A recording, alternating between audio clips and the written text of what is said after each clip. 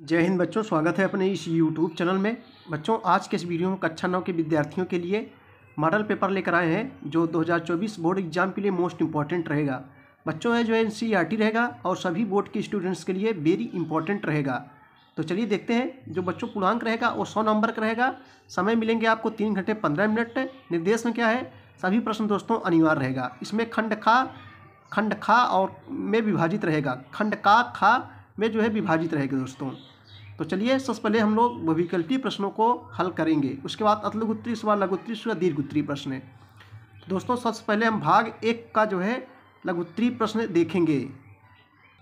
देखो बच्चों, जो बहुविकल्पीय प्रश्न रहेगा एक एक नंबर का मिलेगा आपको। मार्कशीट मिलेगी, उसी में जो है भरना पड़ेगा, काला करना पड़ेगा मार्कशीट में। तो पहला क्वेश्चन हम लोग देखेंगे कि निम्न में से किसने जो है चर्च की बुराइयों को बदनाम वस्तु की तुलना की है। किसने जो है चर्च की बुराइयों की बदनाम वस्तु की तुलना की है। सही जवाब दोस्तों जो है यहाँ हो जाएगा सी हो जाएगा बच्चों, वॉल्टेयर ने। निम्न में से कौन फ्रांस की प्राचीन संसद का नाम है। निम्न में से कौन फ्रांस की प्राचीन संसद का जो है नाम है, तो नेशनल कन्वेंशन। सही जवाब यहाँ से जो है सी हो जाएगा। खूनी रविवार की घटना कहाँ हुई थी। खूनी रविवार की घटना जो है दोस्तों कहाँ हुई थी, 3 का बता रहा है बच्चों आपको। सही जवाब हो जाएगा यहाँ बी हो जाएगा, सेंट पीटर्सबर्ग में। अगला क्वेश्चन है कि बाल्शेविक दल का प्रमुख नेता था लेनिन, केरेंस्की, रूसो, कार्ल मार्क्स। तो चौथा का सही जवाब दोस्तों क्या हो जाएगा बच्चों, ए हो जाएगा जो है लेनिन। 5 नंबर है कि हिटलर ने निम्नलिखित में से अंतिम समाधान शब्द का प्रयोग किसके लिए किया था। हिटलर ने निम्नलिखित में से अंतिम समाधान शब्द का प्रयोग किसके लिए किया था। तो दोस्तों सही जवाब 5 क्या हो जाएगा, बी हो जाएगा, यहूदियों के लिए बच्चों। किसके लिए, यहूदियों के लिए। देश का पहला वन महानिदेशक डाइटरिच ब्रैंडिस को नियुक्त किया गया था। इनका संबंध जो है किस देश से था। इनका संबंध दोस्तों जो है किस देश से था, जर्मनी देश से संबंधित था। अफ्रीका का प्रमुख चारावाह समूह था मसाई, रोजर, गिल्ज, ये सभी। तो दोस्तों सही जवाब 7 के ए हो जाएगा बच्चों, मसाई। अफ्रीका का प्रमुख चारावाह समूह था जिसका जो मसाई कहलाता था। लोकतंत्र के प्रकार हैं प्रत्यक्ष लोकतंत्र, अप्रत्यक्ष लोकतंत्र, ए बी दोनों, इनमें से कोई नहीं। तो 8 का सही जवाब दोस्तों जो है सी हो जाएगा, ए और बी दोनों। लोकतंत्र के प्रकार प्रत्यक्ष लोकतंत्र भी होते हैं, अप्रत्यक्ष लोकतंत्र भी होते हैं। भारतीय संविधान सभा का गठन निम्नलिखित में से किस योजना के अंतर्गत किया गया था। आपको बताना है बच्चों, 9 का सही जवाब क्या हो जाएगा, बी हो जाएगा, कैबिनेट मिशन प्लान के तहत, यानी कैबिनेट मिशन योजना के तहत भारतीय संविधान सभा का गठन जो है किया गया था। यंग इंडिया पत्रिका निम्नलिखित में से किससे संबंधित है। यंग इंडिया पत्रिका जो है किससे संबंधित है, तो सही जवाब बच्चों बी हो जाएगा, महात्मा गांधी से संबंधित है। अगला क्वेश्चन है कि गरीबी हटाओ का नारा निम्न में से किस पार्टी के द्वारा दिया गया था। जनता पार्टी, वामपंथी दल, कांग्रेस पार्टी, तेलुगु देशम पार्टी। सही जवाब दोस्तों बी हो जाएगा बच्चों, कांग्रेस पार्टी द्वारा जो है। चुनाव आयोग किसके प्रति जवाबदेह होता है। चुनाव आयोग जो है किसके प्रति जवाबदेह होता है, तो चुनाव आयोग स्वतंत्र होता है। यहाँ सही जवाब जो है 12 का सी हो जाएगा। धन से संबंधित मामलों को राज्यसभा अधिकतम कितने दिनों तक रोक कर रख सकती है। 13, 14, 15, 16। तो दोस्तों सही जवाब हो जाएगा 14 दिनों तक है। अगला क्वेश्चन है कि संसद के दोनों सदनों के संयुक्त अधिवेशन की अध्यक्षता कौन करता है। संसद के दोनों सदनों के संयुक्त अधिवेशन की अध्यक्षता कौन करता है, तो दोस्तों लोकसभा अध्यक्ष करता है। भारत में सूचना का अधिकार कब लागू किया गया था, आपको बताना है दोस्तों, तो अक्टूबर 2005 में। भारत की स्थल सीमा की कुल लंबाई कितनी है। भारत की स्थल सीमा की कुल लंबाई दोस्तों कितनी है, तो 16 सही है बच्चों, ए हो जाएगा जो है 15,200 किलोमीटर। किस राज्य की तटरेखा सबसे लंबी है। किस राज्य की तटरेखा सबसे लंबी है, तो गुजरात राज्य की तटरेखा दोस्तों सबसे लंबी है। कोंकण तट कहा जाता है, किसको कहा जाता है, कोंकण तट, तो पश्चिमी समुद्र तटीय मैदान का उत्तरी भाग। सही जवाब यहाँ ए हो जाएगा। निम्नलिखित में से कौन सी लवणीय जल वाली झील है। सांभर, डल, बुलर, गोविंद सागर। तो दोस्तों नहीं, सही जवाब हो जाएगा सांभर झील, जो कहाँ स्थित है, राजस्थान में स्थित है। खारे पानी की झील है जो राजस्थान में स्थित है। लवणीय मीन्स होता है नमकीन। अगला क्वेश्चन है कि निम्नलिखित नदियों में से कौन सी नदी भ्रंश घाटी से होकर बहती है। महानदी, कृष्णा, तुंगभद्रा, ताप्ती। तो बच्चों यहाँ सही जवाब डी हो जाएगा, ताप्ती नदी, जो कहाँ बहती है, सूरत में बहती है। सूरत कहाँ है, गुजरात में स्थित है।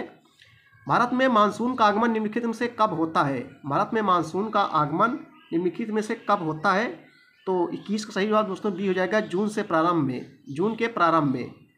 पालमपुर गांव की गैर कृषि क्रियाओं से शामिल है डेयरी, परिवहन, लघु स्तरीय विनिर्माण, ये सभी। तो 22 का सही जवाब को डी हो जाएगा, ये सभी हो जाएगा। निम्न में से कौन सा कार्यशील पूंजी का एक भाग है? कच्चा माल, नगद मुद्रा, औजार, ए, बी और दोनों। तो 23 का सी हो जाएगा, ए, बी और दोनों हो जाएगा। मानव पूंजी में निवेश देश की उत्पादक शक्ति में करता है वृद्धि, कमी, ए और बी दोनों, इनमें से कोई नहीं। तो 24 सही जवाब बच्चों हो जाएगा, बी हो जाएगा, वृद्धि करता है। मत्स्य पालन किस क्षेत्र के अंतर्गत आता है?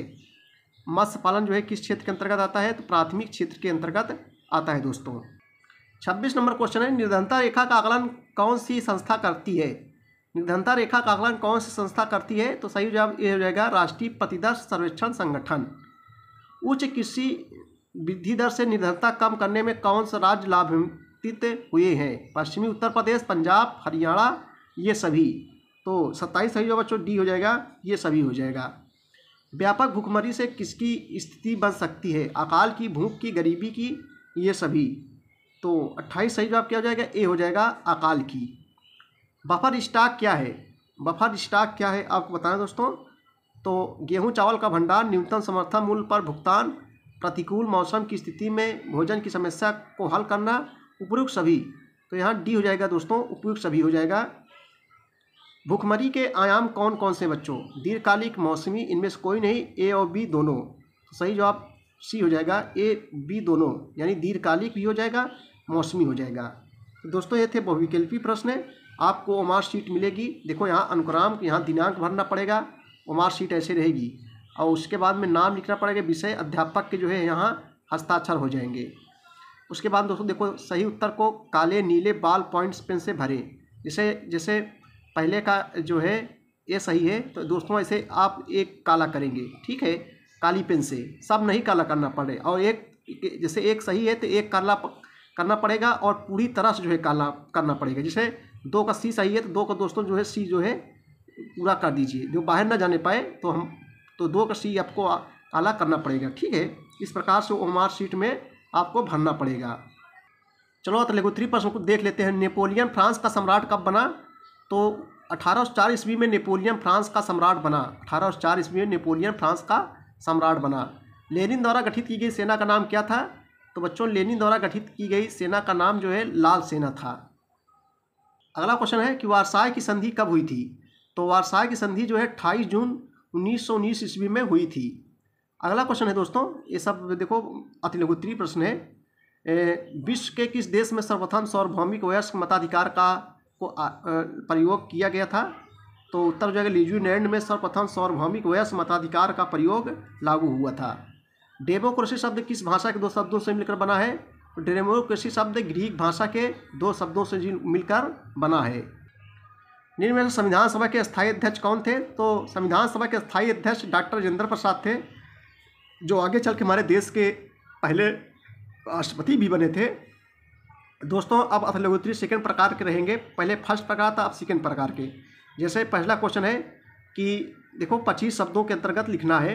जैकोबिन क्लब क्या था? इस क्लब के नेतृत्वकर्ता कौन थे? तो फ्रांसीसी क्रांति के दौरान स्थापित जैकोबिन क्लब देश का सर्वाधिक प्रभावी राजनीतिक क्लब था। मैक्समिलियन और उसके बाद में रॉबस्पियर इस क्लब के नेतृत्वकर्ता थे। रूसी क्रांति कब हुई थी? उस समय रूस का शासक कौन था दोस्तों? आइए इसका उत्तर देखते हैं। तो रूस की क्रांति 8 मार्च से 8 नवंबर 1917 के मध्य हुई थी। क्रांति के समय रूस का शासक जार निकोलस द्वितीय था। लोकतंत्र की 2 विशेषताएं बताइए। 2 नंबर का है। तो लोकतंत्र की 2 विशेषताएं निम्नलिखित है। नंबर 1, लोकतंत्र शासन प्रणाली में शासन का संचालन जनता द्वारा चुने गए प्रतिनिधियों के माध्यम से किया जाता है, यही जनता चुनती है दोस्तों। लोकतांत्रिक में लोगों द्वारा जो है चुनी गई सरकार होती है, जनता द्वारा चुनी गई सरकार होती है। और लोगों द्वारा चुनी गई सरकार को क्या कहते हैं भैया? लोकतंत्र बच्चों कहते हैं। दूसरा है लोकतंत्र में स्वतंत्र एवं निष्पक्ष चुनाव होते हैं। तो ये बच्चों होते हैं अति लघुत्तरी सेकंड प्रकार की। उसके बाद में लघुत्तरी प्रश्न आएंगे। उसके बाद में जो है लघुत्तरी प्रश्न रहेंगे। जैसे औपनिवेशिक काल में हुए वन विद्रोह के नेतृत्वकर्ता का उल्लेख कीजिए, अथवा हिमाचल प्रदेश के घुमंतू चरवाहे कौन थे, इनकी प्रमुख विशेषताओं को बताइए। जहाँ भी अथवा लग जाए बच्चों एक करना है, चाहे इसको कीजिए चाहे इसको कीजिए। चुनाव प्रचार के लिए आदर्श चुनाव आचार संहिता क्या है, उनकी चर्चा कीजिए अथवा सर्वोच्च न्यायालय की 3 न्यायिक शक्तियों का उल्लेख कीजिए। 2 में से एक करना है आपको। उसके बाद बच्चों दीर्घोत्तरी प्रश्न जो रहेगा आपको 100 शब्दों के अंतर्गत देना पड़ेगा। दीर्घोत्तरी प्रश्न जहाँ भी अथवा लग जाए 2 में से एक करना है। जैसे फ्रांसीसी क्रांति के लिए उत्तरदायी परिस्थितियों का जो है उल्लेख कीजिए अथवा जहाँ लग जाए 2 में से एक है। उसके बाद शोषण के विरुद्ध अधिकार पर चर्चा कीजिए अथवा लोकतांत्रिक सरकार के प्रमुख लक्ष्यों का उल्लेख कीजिए। उसके बाद बच्चों मानचित्र संबंधी क्वेश्चन रहेंगे, आपको मानचित्र संबंधी क्वेश्चन रहेंगे। ठीक है।